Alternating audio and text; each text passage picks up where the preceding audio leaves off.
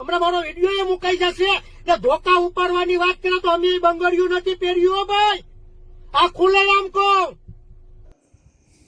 તો નમસ્કાર મિત્રો, ગુજરાતી અપડેટ યુટ્યુબ ચેનલમાં આપ સૌનું હાર્દિક સ્વાગત છે. તો મિત્રો, અત્યારે તમને ખ્યાલ જ છે કે જે સમગ્ર વિવાદ ચાલી રહ્યો છે એમાં મિત્રો લાલા આહિરે શું કીધું તે ચાલો વિડીયોમાં આપણે જોઈએ અને ત્યાર પછી આ વિડીયો વિશે થોડી ચર્ચા કરીએ. હમણાં મારો વિડીયો એ મુકાઈ જશે ને ધોકા ઉપાડવાની વાત કરે તો અમે બંગડિયું નથી પહેર્યું ભાઈ, આ ખુલ્લેઆમ કહું. જરૂર પડી તો તમે ધોકા ઉપાડો ને, અમારા સમાજ આટલું થઈને જરૂર પડી ને તો હું મરવાય તૈયાર છું ને ધોકા ઉપાડવા તૈયાર છું.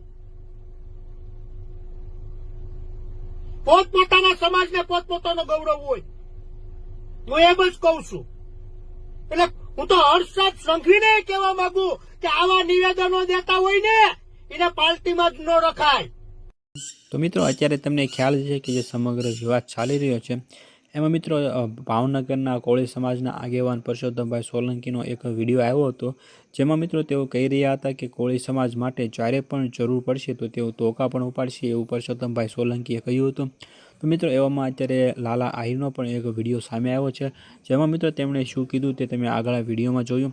તો મિત્રો, તમારું આ વિડીયો વિશે શું કહેવું છે એ તમે કોમેન્ટમાં જરૂરથી જણાવજો. અને આ વિડીયો જો તમને પસંદ આવ્યો હોય તો વિડીયોને એક લાઇક કરી દેજો અને સાથે સાથે ચેનલને સબસ્ક્રાઈબ પણ જરૂરથી કરી દેજો.